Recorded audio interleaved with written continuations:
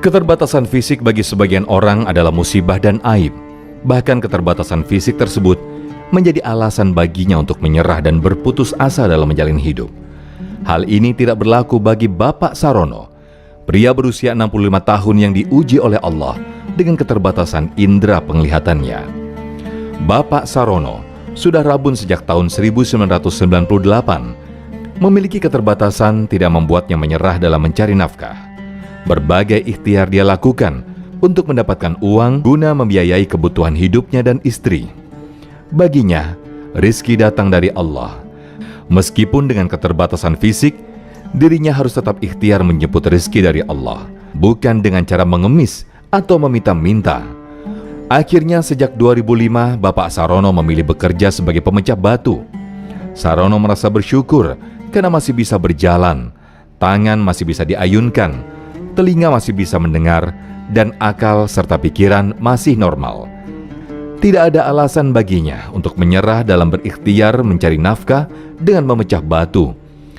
Setiap harinya beliau memecah batu yang berasal dari sisa-sisa bata atau hebel menjadi pasir, untuk kemudian dia jual dengan harga yang sangat murah, antara 10.000 hingga 30.000 per karung. Namun yang lebih hebat, dengan keterbatasan dan penghasilan yang kecil dan tidak menentu ini, Bapak Sarono mampu membiayai dan menjadi orang tua asuh bagi anak-anak yang membutuhkan. Keinginannya untuk mendidik dan membiayai anak untuk bekalnya di hari tua tidak terbendung. Kita pengen duduk berdampingan bersama Rasulullah SAW di surga nanti seperti dua jari ini. Nah kalau begitu ya ayo kita santuni anak yatim, kita tuntun anak yatim. Nah depannya ini anak yatim, insya Allah nanti kita dimasukkan surganya Allah bersama Rasulullah SAW nanti kan gitu. Itu semangatnya untuk kita anak-anak lah gitu. Padahal kita nggak punya harta, nggak punya apa, tapi niat kita dia disabilillah gitu loh. Sampai akhirnya tahun 2003, Bapak Sarono dipertemukan dengan 2 orang anak yatim yang akhirnya disantuninya. Bapak Sarono pernah menyantuni hingga 75 anak yatim dan duafa. Santunan yang ia berikan selain dari hasil usaha yang ia dapatkan, juga dari bantuan yang dititipkan orang lain kepadanya. Saat ini, anak asuh beliau ada yang sudah kuliah, bahkan sudah ada yang bekerja. Dirinya merasa dengan menyantuni anak yatim dan duafa, rizkinya menjadi berkah dan dimudahkan oleh Allah. Dikasih rezeki yang lancar. Amin. Adek, semoga Keikhlasan dan doa dari anak-anak asuhnya ini juga yang akhirnya dapat mengantarkan Bapak Sarono dan istri menginjakan kaki ke Baitullah dan ziarah ke makam Rasulullah pada tahun 2017. Masya Allah, kegigihan, keikhlasan, dan kedermawanan Bapak Sarono cukuplah menjadi pelajaran bagi kita.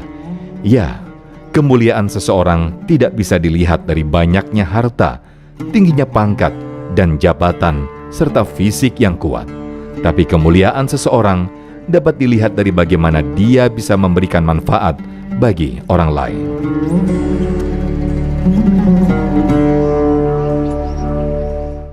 Baik, Masya Allah pemirsa, kita menyaksikan bersama-sama bagaimana tayangan tadi begitu memecut hati kita bahwa seorang Pak Sarwono yang hanya pemecah batu yang dengan hasil Rp5.000 tapi Masya Allah memberikan keberkahan yang sangat luar biasa sekali. Mungkin baik, ya ini sebab mungkin bisa menambahkan Ibro apa yang ditayangkan kita tadi bersama-sama. Masya Allah, tadi saya melihat sedih banget loh ya.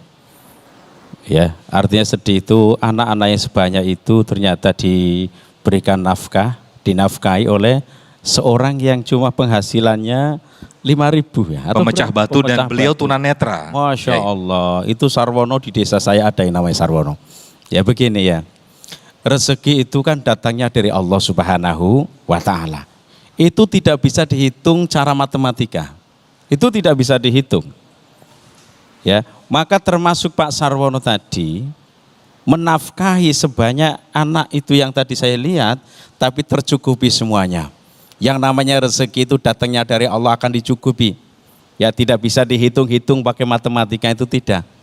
Termasuk dirinya itu orang yang beramal baik. Sedangkan orang yang beramal baik akan kembali terhadap dirinya.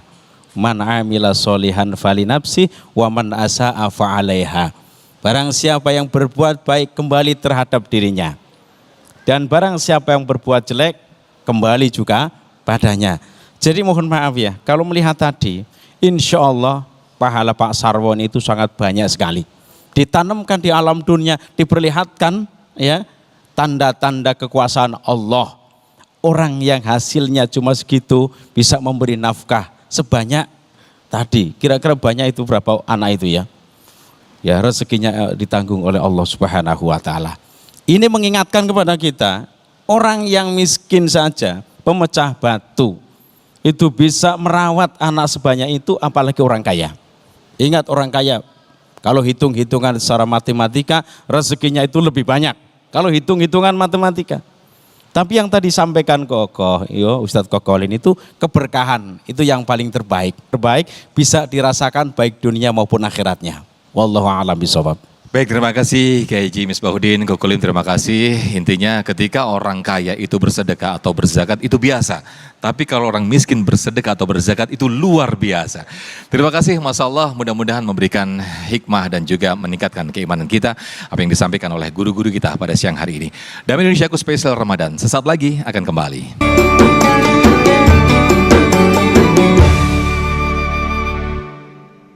Baik, terima kasih, Masya Allah, pemirsa kita.